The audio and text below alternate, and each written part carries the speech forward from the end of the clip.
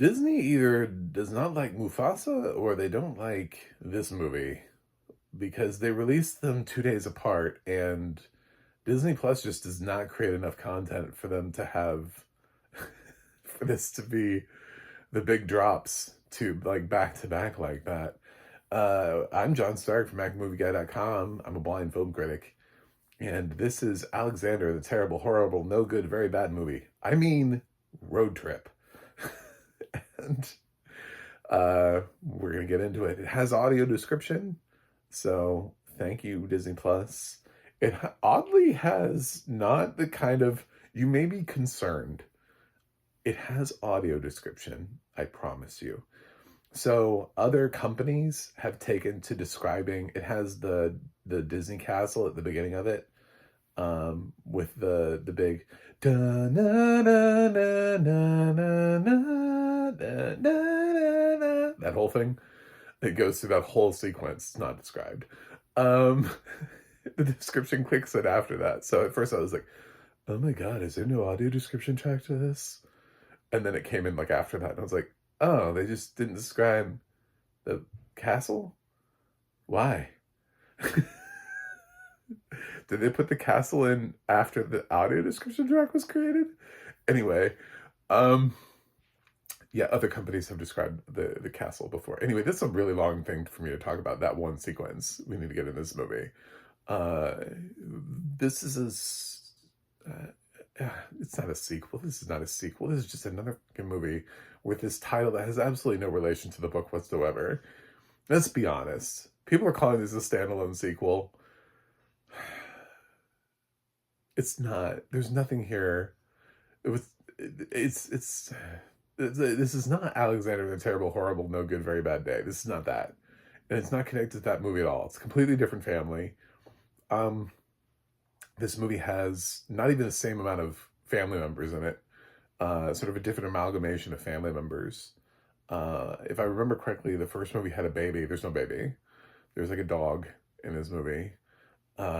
It's Alexander has a sister. He has a mom and a dad, and he has a dog, but the dog doesn't go on the journey. Dog stays at home. He has a grandfather, um, and he has a journey to go on. And the thing about these road trip movies is that they don't work. They actually are like franchise killers, and I don't know why we keep doing them. It was the last time the live action cast of Diary of a Wimpy Kid got to go into a movie. It was for a road trip movie, and the franchise died. The last time in the Chipmunks movie, it was a road trip movie, and it died. Um, I know this isn't like really a substantial franchise for them, so they likely don't care because they've only ever made one other Alexander movie before. But road trip movies are really hard to pull off, and this does not work. Um, and it also never feels like it's Alexander's movie. It always feels like it's Eva Longoria's movie. Like she's the star, she's the big lead. She's a bigger star than her husband, who is Jacob. I think Guzman is his name. Uh, who I believe was in Eva's movie Flamin' Hot, if I remember correctly. I think that's where we picked him up from. I think he's the star of Flamin' Hot, and he's back in this movie. So that's interesting. She's not directing this. She probably should have, because Flamin' Hot was a better movie than this is. Somebody else is directing this. She probably just should have directed the damn movie instead of starring in it. That would have made the movie better. Uh, we have, like I said, we have Cheech, who's here for comedic relief purposes. There are a couple other names that are going to pop up, like Michelle Buteau and Harvey Guillen. Most of the people, I just had no idea who they were. I don't know who the kids are. They're fine. I'm not going to trash child actors. The problem is the writing. The problem is what they're given. The problem is the fact that Alexander, it does not feel like the lead of his own movie. And just the plot. The plot is literally like, mom's a writer, and they're going on a road trip because they have the opportunity to use this super fancy, like, smart RV. It's got all these gadgets and everything to it, and controls, and so they're gonna go on a road trip, a family road trip, and write about it. She's gonna write about it. She's gonna do an article. She'll have something to write about. Oh, she'll have something to write about because Alexander has found in his house, in amongst his stuff, there's this old, uh, like, ancient artifact. It's like a monkey, and it's a cursed artifact that I guess his great grandfather stole and didn't give back to a witch. And Alexander's going to have to do that if he wants to save his family from being cursed on the whole road trip. You kind of wonder, like, if he hadn't brought the monkey with them, would the road trip be cursed? Like, is it because you would think their whole lives would be cursed then? Because, like, the artifact, like, it would just, like, it's this thing that's just been following them around the whole time, and like their life would just be horrible, and they wouldn't even have an opportunity to ride in a fancy RV because every bad thing that could have possibly happened to them would have happened to them. So is maybe the conflict here the fact that Alexander found this thing and brought it along to begin with? So they're gonna have to go on a road trip, and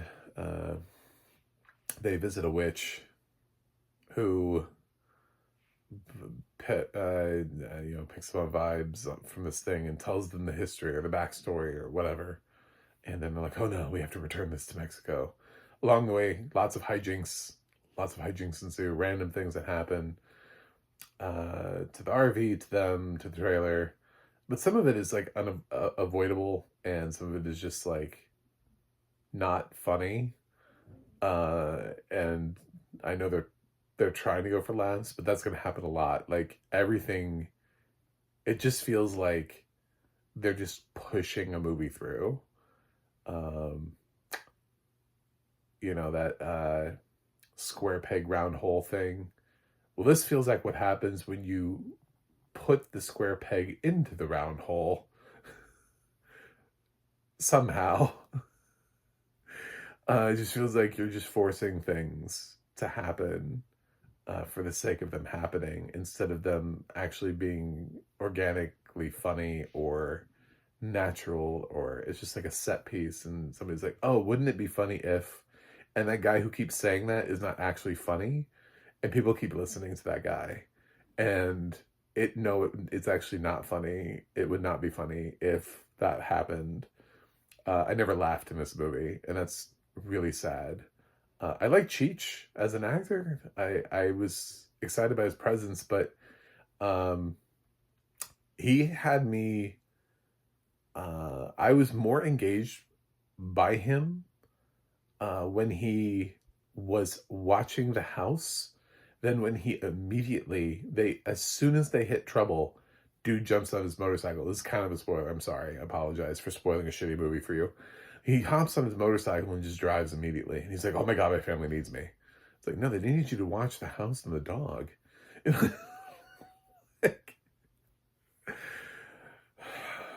So he immediately drives off to try to find his family, who was somewhere out on the road.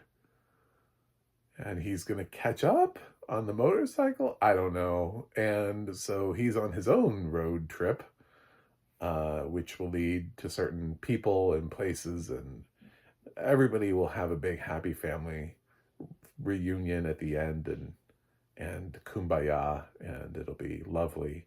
And I'm not just going to like things for representational purposes. I'm just not going to do that. This is, first of all, arguably never needed to be an Alexander movie. I don't know why it is. It doesn't feel like that at all. You could have called this anything, and it wouldn't have mattered. It doesn't feel like it's not connected to anything. You could have just remade the movie, by the way. Alexander and the Terrible, Horrible, No Good, Very Bad Day. I mean, why not? It's been 11 years. You're already making a live action Moana. So I don't know why not just make another one? Disney just has this thing where they want to keep extending properties because they can, because they have Disney Plus. And so we get really awful things like Home Sweet, Home Alone. We get uh, like I did not like that animated Night at the Museum thing that they did because they were trying to extend the Night at the Museum franchise. Um, but I think the animated Diary of a Wimpy Kid things they've been doing have been cute. I think that's a interesting use of the franchise. And I didn't hate the Cheaper by the Dozen. It's not as good as the Steve Martin version, but I didn't hate the remake with Zach Braff that they put onto Disney Plus. So it's a bit of a, and Eva has also been guilty of putting things on Disney Plus, through Flamin' Hot. So um, I guess they're all supporting Disney Plus. I guess that's what's happening here. So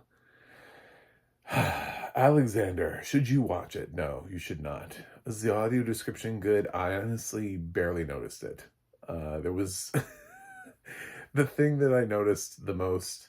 There's a scene where I don't want to spoil the scene, but there is a scene where I was like, okay, well, that was cool, where the audio description gave me something that mattered, and it worked. Most of the time I thought it was funny they kept calling him Alex in the audio description, because I know it's shorter and not everybody would say Alexander, and I'm like, but then what is the point of this movie being called Alexander and the Terrible Horrible? You know what I'm saying? Like, this is the name of the movie. I know it's a shorthand way of saying Alexander, and it's just being nitpicky, but it feels like this film already feels like it doesn't want to commit to having been a part of this thing. And so every time they say Alex, I'm just like, it's just one way that they're just reinforcing what I'm saying, in the fact that I just don't understand why this is tied to that franchise at all. I don't know why. I feel like somebody wrote this script separately and they weren't writing an Alexander movie. And then somebody was like, wait a minute. If we make a couple changes, we could make this a sequel to Alexander. No, it's not even a sequel. It's not the same family. This is like a completely different movie for no apparent reason whatsoever. And I don't know. I've never heard any kids talking about how they read the book Alexander and the Terrible, Horrible, No Good, Very Bad Road Trip. No, it's Day. Very Bad Day. So I don't know why this movie exists. And it is exactly the kind of thing that Disney does not send to theaters and sends to Disney Plus, where it will die and nobody will remember it and people will not look back on it fondly. I guess it is possible to be easily pleased and to be able to sit down with your family and enjoy this. And if all you're looking for is representation and you find it in this movie, great. Then you found something you can watch. I'm not going to disparage you for that. But you deserve better. You do. You just, maybe you're just so used to not getting what you're looking for. And we're not creating good enough content on a consistent basis that,